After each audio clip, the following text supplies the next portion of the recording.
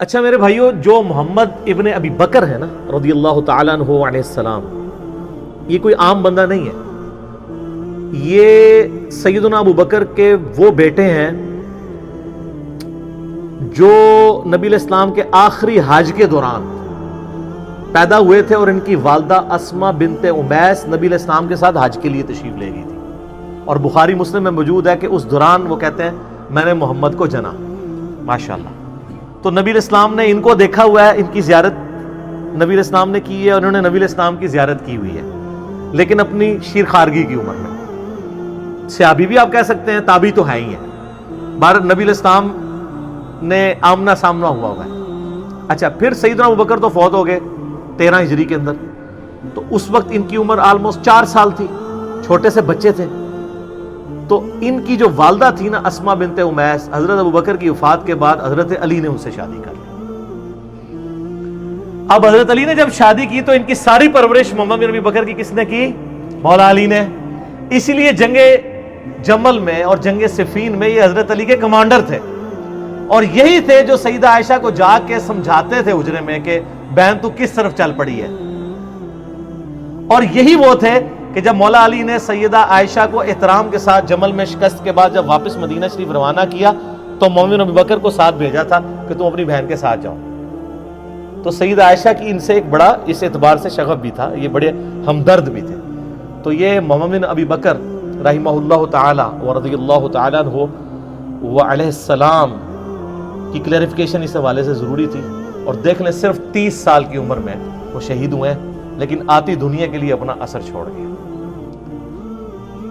اللہ تعالیٰ ان سے راضی ہو. قیامت والے دن اللہ تعالیٰ ہمیں ایسے اپنے نیک بندوں کا ساتھ نصیب فرمائے. آمین ثم آمین. تو ان کو حضرت علی نے اپنے دور میں مصر کا گورنر لگایا تھا اپنے دور خلافت میں. قیس بن سعد سے حکومت نہیں سنبھالی جا رہی تھی، پیچھے سے مالک اشتر کو بھیجا، اس کو زہر دے کے مروا دیا گیا دشمنوں کی طرف سے. تو محمد بن ابی بکر مصر کے گورنر تھے، تو ظاہر کوفے سے دور تھا، شام کی باؤنڈریز لگتی تھی، وہاں سے حضرت معاویہ کی چھاپہ دار جو ٹیمیں ہیں وہ حملے کرتی تھی. تو محمد بن بکر کو قتل کروا دیا، حتیٰ کہ ایک گدھے میں ان کی لاش رکھ کے اس کو آگ لگا دی. استغفر اللہ. اور یہ اس کے اوپر اجماع ہے، کوئی دنیا میں اس کا انکار نہیں کرے گا. ہماری اہل سنت کی تمام کتابوں میں موجود ہے، جتنی بھی صحابہ کرام کی بایوگرافی پہ لکھی گئی ہیں. چاہے وہ آپ تاریخ تبری پڑھ کے دیکھ لیں، ابن جریر المتوفا 310 ہجری، تاریخ ابن کثیر کی المتوفا 774 ہجری، آپ الاستیاب امام ابن عبد البر کی پڑھ کے دیکھ لیں المتوفا 468 ہجری.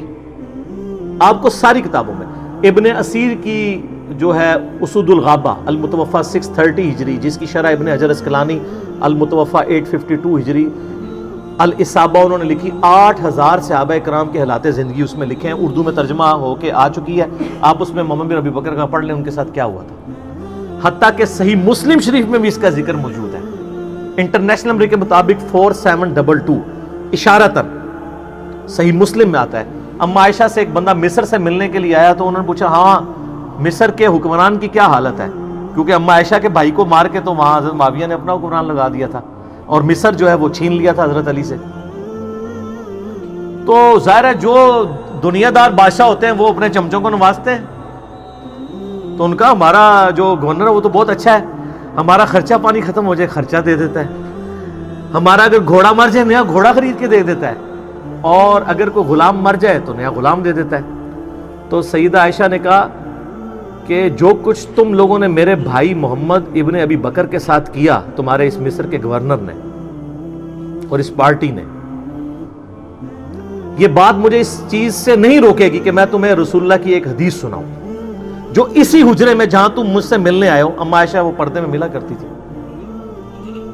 اسی حجرے میں نے اللہ کے محبوب صلی اللہ علیہ وآلہ وسلم سے سنا تھا کہ آپ علیہ السلام یہ دعا کیا کرتے تھے، اے اللہ جو حکمران اپنی رعایا کے ساتھ سختی کرے تو بھی اس کے ساتھ سختی فرمانا، اور جو اپنی رعایا کے ساتھ نرمی کرے تو بھی اس کے ساتھ نرمی فرمانا.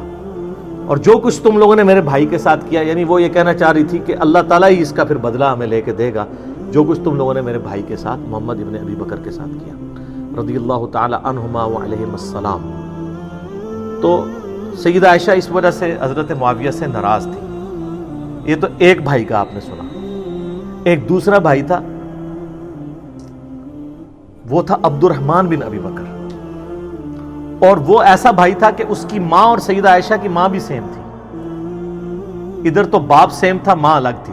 عبد الرحمن بن ابی بکر ہمارے سب کانٹیننٹ کے اعتبار سے سگا بھائی تھا. ویسے تو سگا بھائی ہوتا ہے جب باپ ایک ہو جائے, ماں ڈیفرنٹ بھی ہو. اس کے بارے میں آپ صحیح بخاری اٹھا کے دیکھ لیں, 4827 نمبر حدیث ہے انٹرنیشنل نمبر کے مطابق.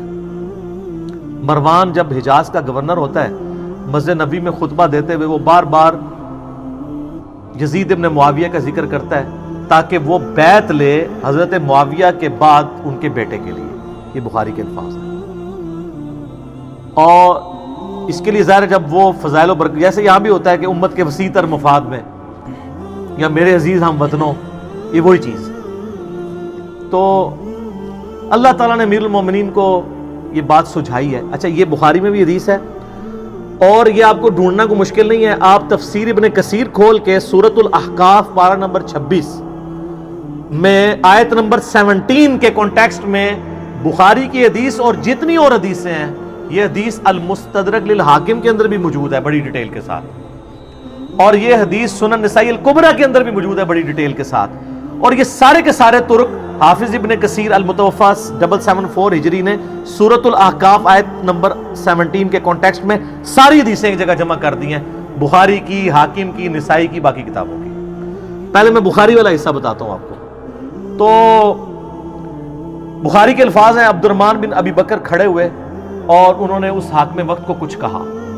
اب امام بخاری نے یہ نہیں بتایا کہ کیا کہا, لیکن یہ بات سمجھ آ گئی کہ گل چوبے علی کی تھی, اگر وہ لگ گئی جا کے, کیونکہ وہ بھی اس قسم کی باتیں کر رہا تھا. وہ باتیں میں آپ کو دوسری کتابوں سے, حاکم سے اور سنن نسائی الکبریٰ سے بتاؤں گا, اور تفسیر ابن کثیر کھول کے آپ لوگوں کے گھروں میں ہوگی, پڑھ لیں, PDF فریلی اویلیبل ہے. تو اس کے بعد بخاری کے الفاظ ہیں کہ وہ مروان کو غصہ آیا, اس نے کہا پکڑو اسے, گرفتار کرو, آج کے دور میں نیب کے حوالے کرو.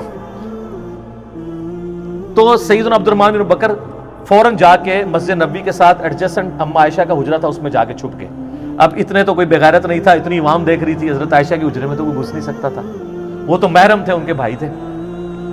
تو مروان کا غصہ نہیں ٹھنڈا ہوا, اس نے باہر سے کہا, ہاں ابو بکر کے بیٹے, تو ہی ہے نا جس کے بارے میں وہ آیت نازل ہوئی ہے سورۃ الاحقاف آیت نمبر 17, کہ یہ کہتا ہے کہ میرے ماں باپ مجھے کہتے ہیں کہ جب ہم مر کے مٹی ہو جائیں گے تو دوبارہ سے زندہ کیے جائیں گے, یہ تو اگلے لوگوں کی کہانی ہے. ابو بکر کے بیٹے, یہ تیرے بارے میں نازل ہوئی ہے, تو اپنے ماں باپ کو کہتا تھا کہ قرآن اگلے لوگوں کی کہانی ہے. نعوذ باللہ, کتنا بڑا جھوٹ بولا. تو سیدہ عائشہ سے برداشت نہیں ہوا, وہ حجرے کے اندر سے ہی بولی. انہوں نے کہا آل ابی بکر کے بارے میں کوئی آیت ایسی نازل نہیں ہوئی ہے سوائے سورہ نور کی وہ آیات جو میری برات میں نازل ہوئی تھی, حدیث افک والی. تو آل ابی بکر کے اوپر الزام لگاتا ہے. بخاری میں اتنی حدیث ہے, لیکن فلنگ دی بلینکس موجود ہے. انہوں نے بلینکس امام بخاری نے چھوڑی ہیں, وہ فل کی ہیں حاکم نے اور سنن نسائی الکبریٰ میں, اور حافظ ابن کثیر نے بھی کر دی سورۃ الاحقاف آیت نمبر 17 میں. وہ کیا ہے کہ مروان نے کہا کہ امیر المومنین جو ہے نا, یہ چاہتے ہیں کہ اپنے بعد اپنے بیٹے کو نامزد کر دیں, جس طرح کہ ابو بکر نے بھی تو عمر کو نامزد کیا تھا, حالانکہ وہ بھی مشورے سے کیا تھا, اور دوسرا عمر حضرت ابو بکر کے بیٹے تھے. تو کیا وہ مطلب وہ کس طریقے سے ریزیمبلنس بنا رہا تھا, تو اس پہ ابو بکر کے بیٹے کو غصہ تو آنا تھا نا. تو ابو بکر کا بیٹا عبد الرحمن بن بکر وہاں کھڑا, اس نے کہا سیدھی طرح کہہ, تیرا امیر المومنین معاویہ کیسر و کسرا کے طریقے پہ چلنا چاہتا ہے, ابو بکر اور عمر کے طریقے پہ نہیں. ہائے ہائے ہائے, اے وہ گل سی جیڑی بخاری میں لکھا ہے, کچھ کہا انہوں لگ گئی آگ, انہوں نے کہا پڑھو انہوں. پھر آگے بخاری میں آتا ہے, اور اس میں آگے موجود ہے کہ سیدہ عائشہ نے اندر سے کہا اسکت, چپ کر, بکواس بند کر, آل ابی بکر کے بارے میں کوئی ایسی آیات نازل نہیں ہوئی سوائے میری برات میں. اور ان حدیثوں میں آگے موجود ہے, البتہ مروان تیرے بارے میں موجود ہے, جب تو اپنے باپ حکم کی پشت میں تھا, رسول اللہ نے کہا تھا حکم پہ لعنت, اس کی اولاد پہ لعنت, تو اسی لعنت کا ٹکڑا ہے. حضور نے تو پہلے ان دونوں باپ بیٹا کو حضور نے مدینہ بدر کر دیا تھا. حضرت ابو بکر کے ساتھ بڑی سفارشیں کی, حضرت عثمان نے واپس لانے کی, کوئی رشتہ دار تھا نہیں آنے دیا, حضرت عمر نے نہیں آنے دیا, پھر حضرت عثمان اپنے دور میں رشتہ داری کی وجہ سے لے آئے, اور حتیٰ کہ اپنی بیٹی کا نکاح بھی مروان سے کر دیا, اور پھر وہی گھاٹے فٹ ہو گیا. اسی کی وجہ سے مسلمان رعایا پھر حضرت عثمان کے خلاف ہوگی. ایک تلخ حقیقت ہے, یوٹیوب پہ میرا کلپ دیکھ لیں, حضرت عثمان کی شہادت کے اصلی اسباب, جعلی اسباب نہیں, جی عبداللہ بن سبا تھا، 40,000 صحابہ اس کے پیچھے لگ گئے، یعنی حضور کے تربیت یافتہ صحابہ 40,000، ایک ابن سبا نے ان کی مت مار دی. بالکل جھوٹ ہے، میں نے بخاری مسلم سے اپنے پمفلٹ میں، جس کا تعارف میں اینڈ پہ کرواؤں گا، یہ سارا کچھ کھول دیا ٹروتھ. اچھا اب ظاہر ہے جب یہ دشمنی ہو تو آپ کیا سمجھتے ہیں دشمنی ختم ہوتی ہے؟ ساری اہل سنت کی تاریخی کتابیں جن کا میں نے حوالہ دیا ہے، اس میں ملتا ہے کہ عبد الرحمن بن ابی بکر پھر جا کے چھپ گئے. کچھ عرصے بعد کسی غار سے ان کی لاش ملی، اور لاش لا کے پھر مکے میں لا کے دفنایا گیا ان کو قبر کے اندر. اب ظاہر ہے کہ یہ غار میں ایک بندہ چھپا ہو، وہاں سے لاش ملے تو نامعلوم افراد، چند نامعلوم افراد نے، اور وہ نامعلوم افراد کون سے ہو سکتے ہیں؟ ظاہر ہے جو اس سسٹم کے بینیفیشری تھے. ہم نام نہیں کسی کا لیتے، جہاں نام تھا میں نے نام لے کے کہا، جہاں نام نہیں ہے صرف نامعلوم افراد ہیں، وہ آپ کو خود پتہ چل رہا ہے کون نامعلوم افراد ہیں. حتیٰ کہ جامعہ ترمذی میں موجود ہے 1055 نمبر حدیث انٹرنیشنل نمبر کے مطابق، اما عائشہ عبد الرحمن بن ابی بکر کی قبر پہ آئیں، روئیں، وہاں پہ آ کے اشعار پڑھے. وہ بڑے دردناک عربی کے اشعار ہیں کہ ایک زمانہ تھا اے میرے بھائی، ہم اکٹھے گھر میں رہتے تھے، ہم نے کبھی سوچا بھی نہیں تھا ہم ایک دوسرے سے کبھی جدا بھی ہوں گے، اور آج یہ حالت ہے کہ ہمیں یہ یاد بھی نہیں کہ ہم دونوں اکٹھے تھے. اور اگر میں تیری موت کے وقت تیرے پاس موجود ہوتی اور ساتھ یہ کفن دفن والا معاملہ کرتی تو میں تیری قبر پہ بھی نہ آتی، چونکہ تو میری غیر موجودگی میں فوت ہوا ہے، اس لیے میں تیری قبر پہ آئی. تو آپ اس پورے سینیریو میں دیکھیں محمد بن ابی بکر کے ساتھ کیا کیا ان لوگوں نے. عبد الرحمن بن ابی بکر کے ساتھ دو بھائی اما عائشہ کے اس طریقے سے دنیا سے رخصت ہوئے.